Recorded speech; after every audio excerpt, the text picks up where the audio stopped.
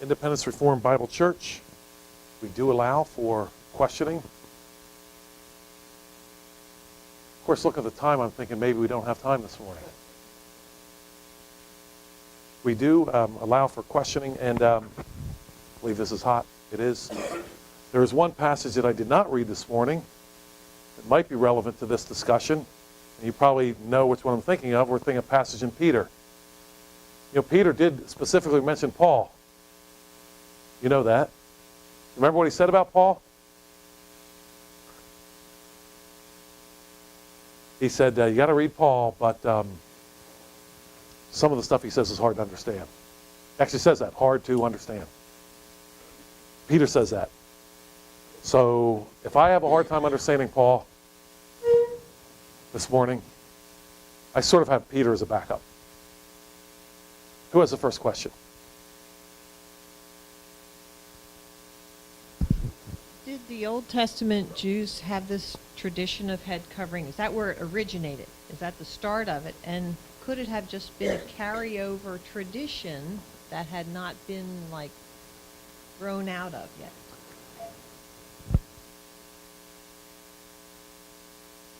Some would say yes.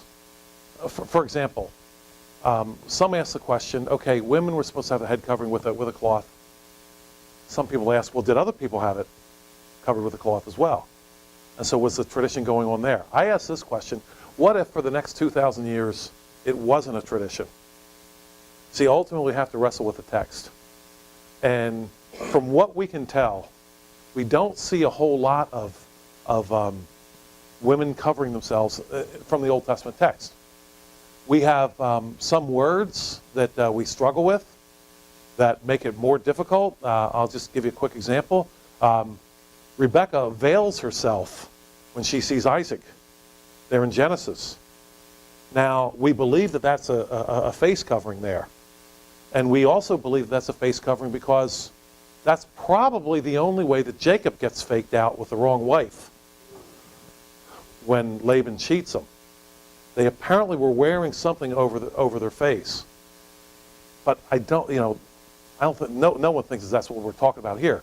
And to just give you an example of just how much trouble this word gives us, we know from Exodus that Moses went up and he saw God face to face. And his face shone. And it says he put a veil over his face.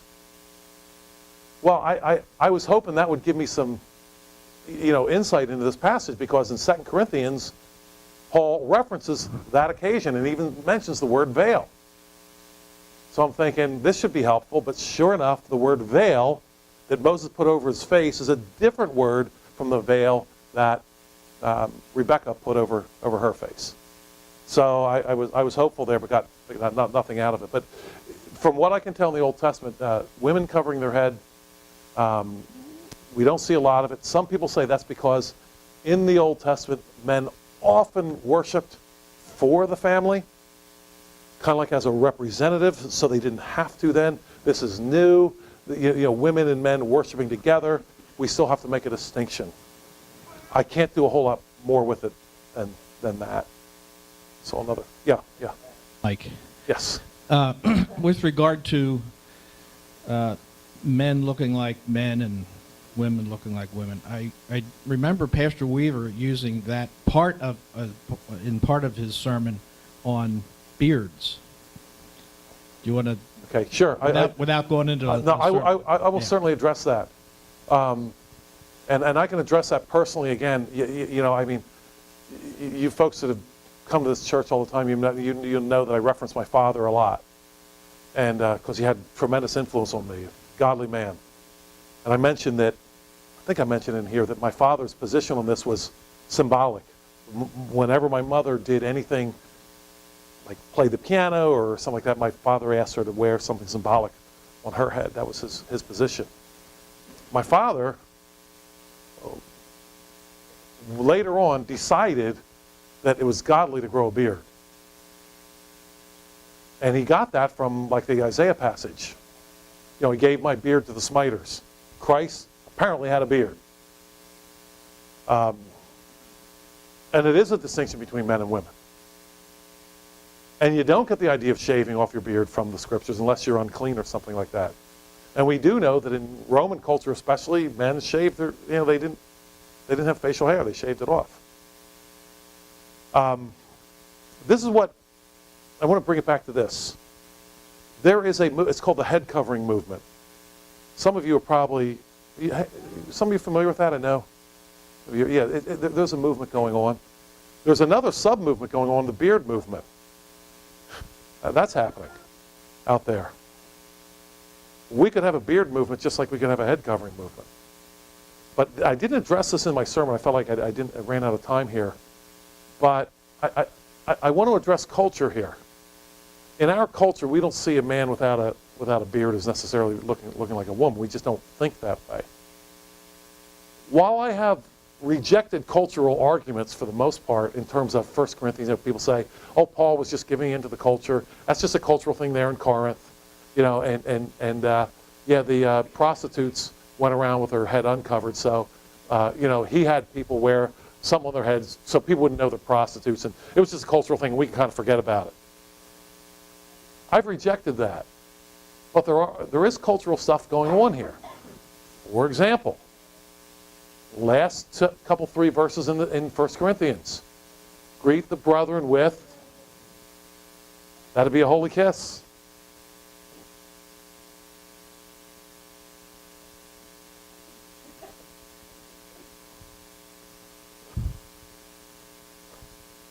And not the sisters either. Are we going to have a holy kiss movement now? Or this. Here's one, same chapter. Same chapter. Tell me if this is not cultural. Right here. Paul, and we'll look at this next week and the weeks following. Paul's talking about they're getting together for the Lord's Supper. And he says, and one is hungry and another is drunk. Some guys are filling themselves up and getting drunk, and other people are going away hungry. Now, I think it's pretty safe to say they weren't doing communion like we do communion. Right? Anybody get drunk with one of those little cups that we pass out here? I doubt it. I really doubt it. But they were doing it differently. Now, the fact that we do communion different culturally now, does that make us wrong? So I'm not willing to say, you know what, it's necessarily godly for a man to grow a beard, but I sure won't say it's ungodly.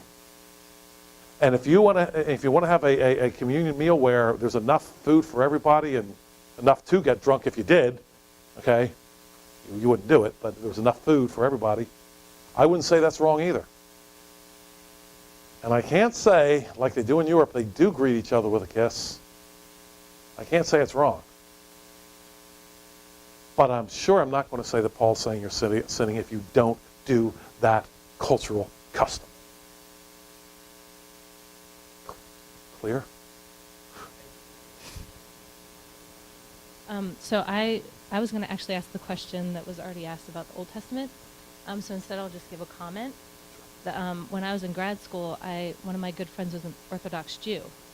And I got to go to a wedding with her. And then she was explaining to me then that when the women get married, they have to either wear a wig or a hat whenever they're outside of the house. So that's apparently still a tradition. So I don't know if it started back in the Old Testament time and they continue it now. I never asked her that. So. Yeah, that'd be good to find out where that came from, because I in my study on this I couldn't tell where that tradition, if tradition it was, began in the Old Testament. I can't find it. We actually hear more about men's hair in the Old Testament than we do about, well, in my study anyway. Ezekiel talks about how men are supposed to have their hair well trimmed, for example, as priests. They weren't allowed to shave their heads. And I see more of that towards men in the Old Testament than I do women in my study. Yeah, Wes. I had a question on verse 6. It says, for if a woman is not covered, let her also be shorn. And then he says, but if it is shameful for a woman to be shorn or shaved, why doesn't he say, but since it is shameful? Does that make sense? There were 4 conditions for the word if. And one of them, for example, Paul used this term. similar thing. If you are risen with Christ, seek those things which are above. Okay? The word is if, but it means since in the condition that's used. And this is the same condition here. Since is fine with that.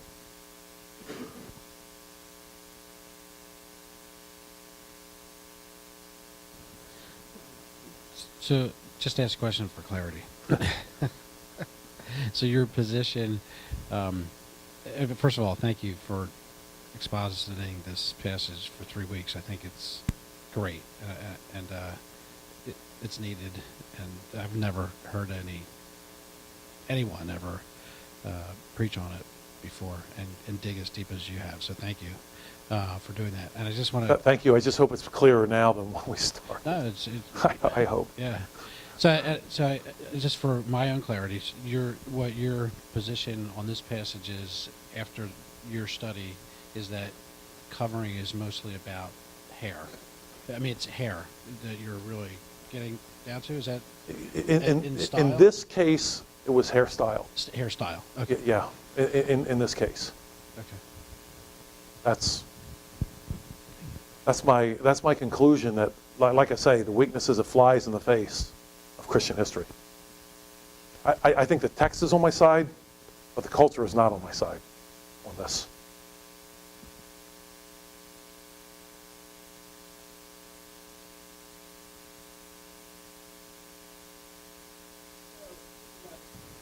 I don't think it's on. Oh, so the hairstyle were like prostitutes? Were they the ones who were doing all these fancy hairstyles? Is that the thing with hairstyle? There's a lot of argument on who was doing that. Certainly the passages that we see in Peter and Timothy that we read seem to indicate that there was all kinds of attention being drawn to hair through the introduction of fancy braids and gold and all kinds of things like that. That's one of the intriguing things about this discussion. We don't know who was doing that. At least I don't know who was doing that. Apparently it was being done in Timothy's church and the churches that Peter was writing to as well. Otherwise he wouldn't have had to have mentioned it. But Hurley makes the point, I don't think it's a real strong point, I think it's a point though, that Paul would not have had to have said that don't put all these things in your hair if you were already wearing a shawl that was covering all your hair, because you wouldn't be able to see it. So I think that's a fair point that he makes, that they were not wearing, and he was not urging them to wear a shawl that covered all the hair. We don't know who was actually doing that, but apparently there were people that were not prostitutes that were wearing these gold bangles and fancy apparel and so forth that Paul and Peter were talking to. Apparently that was happening in the church, and apparently they were not prostitutes. They were people in good standing in the church, apparently. Well, it's always involved. Modesty's always there. Always. Yes, we have another question, I think. Hey, I'd like to say something about this subject about the woman having power on her head. You know, it's really a woman when she does submits herself to her husband, and she does everything she does to please him. I think she really has a lot of power over him. I know my own personal life. Raise your hands, man, if you agree with this. Come on now. That's true. And charming. That's a fact. I went out to work to give her the best. She has the power. And I think they're about the angels. My own understanding of that would be, angels are messengers. And I think if women dress really to attract other men, they are bringing down some of the greatest preachers and greatest men through making them yield themselves like an ox to straw. Sure. I mean, the Bible teaches. Yes, Proverbs, sure. So basically, I feel that it is her power. She has a lot of power in the way she dresses and looks, and she does have a lot of influence, and it should be to please her husband.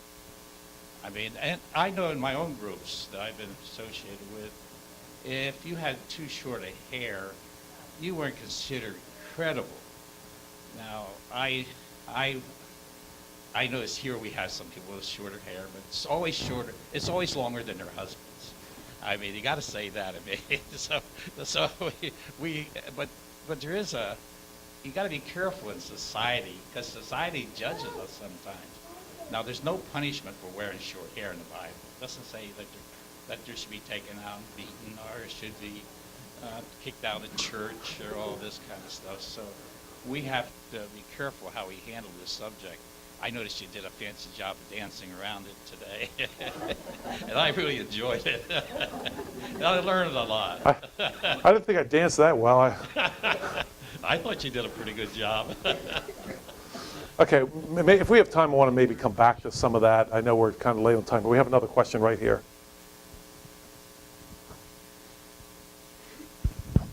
Well, I guess this isn't really a question, but I can see now the trend in culture is for the men to have long hair and the women to go short, and I think it is all to confuse.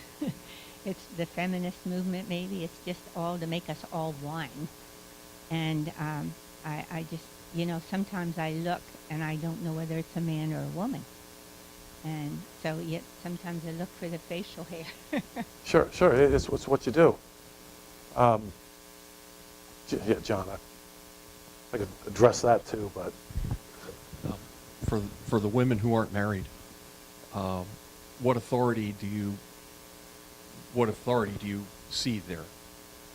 yeah, for the unmarried woman, see, here's where this for me at least is complicated again, because we haven't gone to the Old Testament too much. A lot of folks don't go to the Old Testament. They don't go as much to the Old Testament as Hurley does.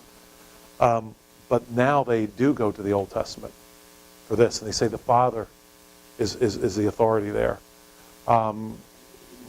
They have some support for that, because in the 1 Corinthians 14 passage, it says a woman ought to be in subjection as the law says. So they go to the Old Testament there, but that's not so easy. I mean, I can't find a whole lot about that in the law. Find some. For example, a father could negate a daughter's oath on the day that he hears of it. He could say no. So if that's the authority they're talking about, I think they have a point. It's just as intriguing to me, and we'll get to it in 14. 11's been tough enough. Now I'm going to open up 14. Paul says, as the law says, but it seems to me the law's doesn't have a whole lot to say about that. That's the best I can do as their fathers. That's the best. I don't think it's that good, especially in our culture. A lot of women don't have a father. I mean, the mess we're in. Some don't even have a father they know. Difficult. I thought I saw, yeah. Yeah, I'm kind of like Tim. I just want to. So it really has nothing to do with hair, per se. Then it's not really hair. Hair is involved. But I mean, if I have long hair with a beard, I look like a guy. And most guys that have long hair they don't look like women. I'm not confused. I'm not like, and a lot of women with shorter hair don't look like men. I'm not confused, I know a lot of women with long hair that actually do look like dudes. Yeah, I've seen it. So it's not really hair. You ever pulled over by a female police officer? Yeah, and the same thing with guys. Yowza. Guys with short hair that I'm confused. Yeah. So is it hair? What? Hair is involved, but I believe it's ultimately hairstyle that Paul is aiming at here. Like what's a manly hairstyle, or what's a womanly hairstyle then? See, that's where I believe it's culture. Remember, there are cultural implications going on here. But talking about long hair, first of all, though, I do believe that Paul does prohibit long hair on men. But what's long hair? Remember, I don't know if you were here that day when we talked about my heroes. Matthew Henry and Samuel Rutherford. Were you here when we talked about those guys? Okay, maybe not. You ever see paintings of those guys? Heroes of mine. Anybody ever see a painting of Matthew Henry? Oh my word, got the hair going all the way down the back. So, but I don't believe that they look like women in that culture. If they walked in like this culture, clean shaven, both the paintings I've seen of both Matthew Henry and Samuel Rutherford, both clean shaven, hair going down their back. Anybody ever see George Washington? But the women in that culture, the women's hair was so much longer. Well, in our culture, men with long hair don't.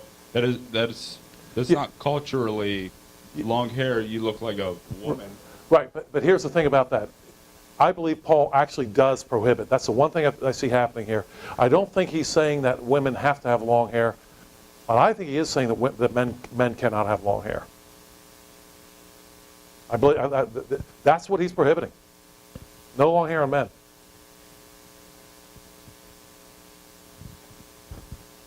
We'll take that one up over the dinner table. That's my son-in-law. You know, sons-in-law and fathers-in-law, they never get along, right?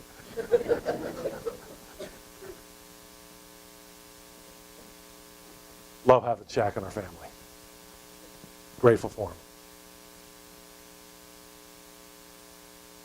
Well, there's a lot more that could be said. I'm so grateful for your attention here. Sorry, Chuck. I really put the squeeze on you here this morning. Thank you very much. Chuck is going to be teaching in our teaching time. Thank you so much for your kind attention here with this subject. And we are moving on next week. Or next week, Seth will be here, and then after that, we'll move on with 1 Corinthians. Thank you again for your kind attention.